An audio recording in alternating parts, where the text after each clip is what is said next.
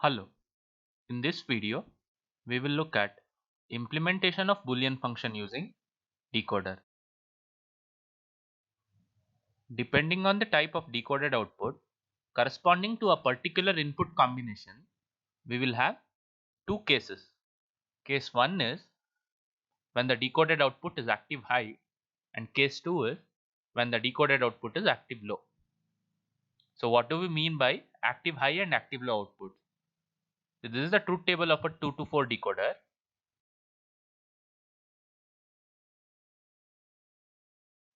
When the input combination is 0 0, the decoded output D0 is 1, and the rest of the decoded outputs D3, D2, D1 will be 0 in case of an active high output. So in case of active low output, when the input combination is 0 0, then decoded output D0 is 0, and rest of the decoded output D3, D2, D1 will be high.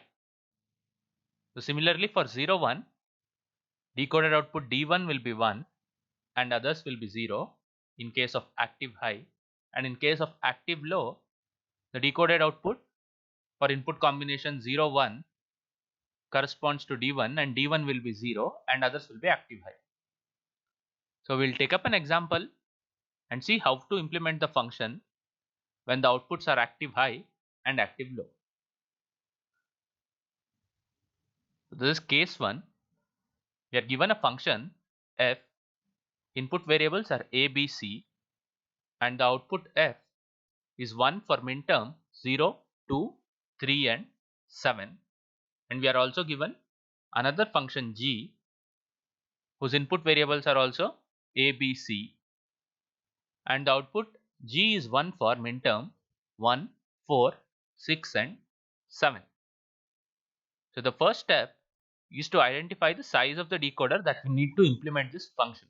Since there are 3 variables, we will need a 3 to 8 decoder.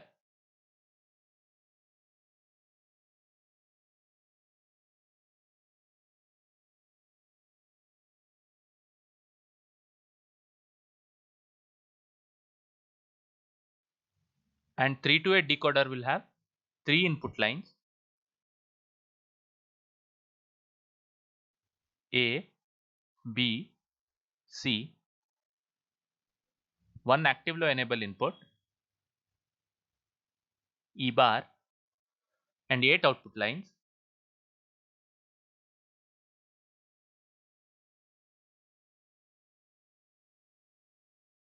So in a decoder we know that each of the output line will correspond to a min term. So this will be M0, M1, M2, M3, M4, M5, M6 and M7, and function f is 1 for min term 0, 2, 3 and 7. So this is 0, 2, 3 and 7.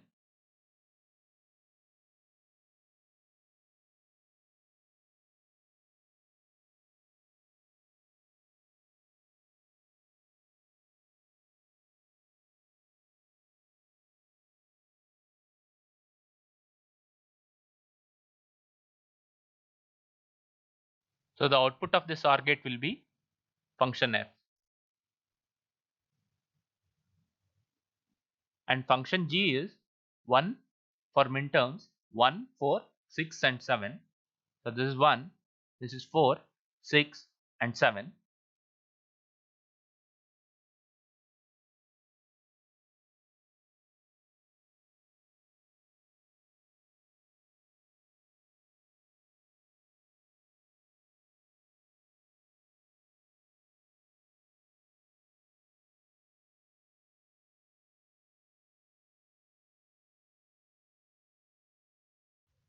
So the output of this OR gate is g. Let us take the same example and see how do we solve it in case of an active low output. Case 2 is active low output.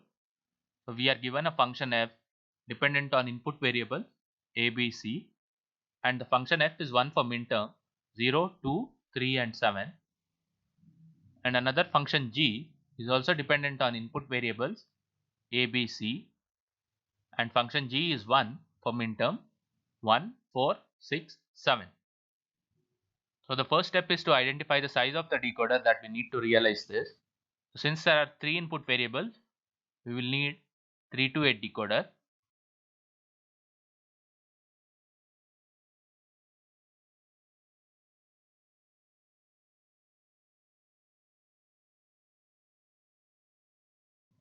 So it will have 3 inputs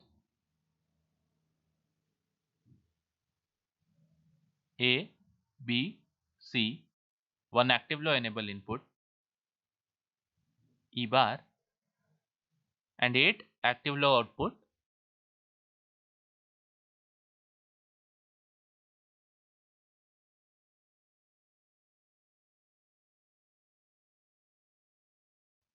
So in case of an active low output, each of the output will correspond to a max term. So this will be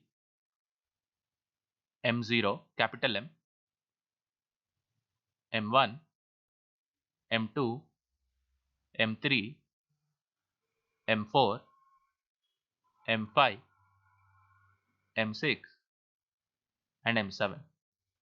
So in order to realize function f, we need minterm 0, 2, 3 and 7, whereas we have max term 0, 2, 3 and 7.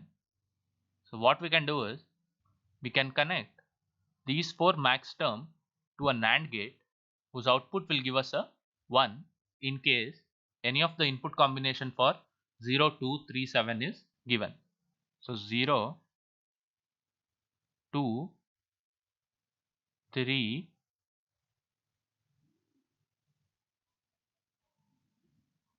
and 7.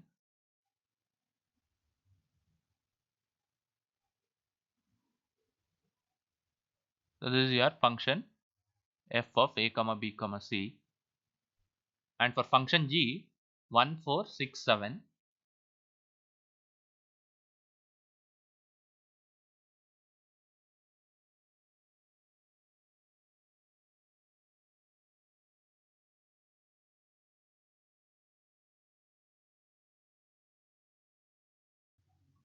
So this will be g of a comma b comma c. We can verify this if you want. See, for input combination 0, 0, 0, outputs will be 0, 1, 1, 1, 1, 1, 1, 1. So all the 4 inputs to this NAND gate is 1. So the output G will be 0, and one of the input to this NAND gate is 0. So the output F will be 1. And similarly, you can verify it for minterm 4. So it will be 1, 0, 0. So in that case, M4 will be 0 and all others will be 1.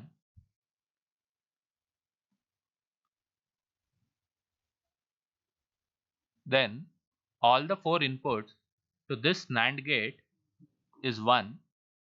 So the function f will be 0, and M4 is connected to this NAND gate. So one of the input to this NAND gate is 0. So its output will be 1. Let me write it here. This was for 0, 0, 0, and this was for 1, 0, 0. Similarly, you can verify for other input combinations in C. Function f will be 1 for 0, 2, 3, 7, and function g will be 1 for 1, 4, 6 and 7. We'll study more about the decoders in the coming videos. Thank you.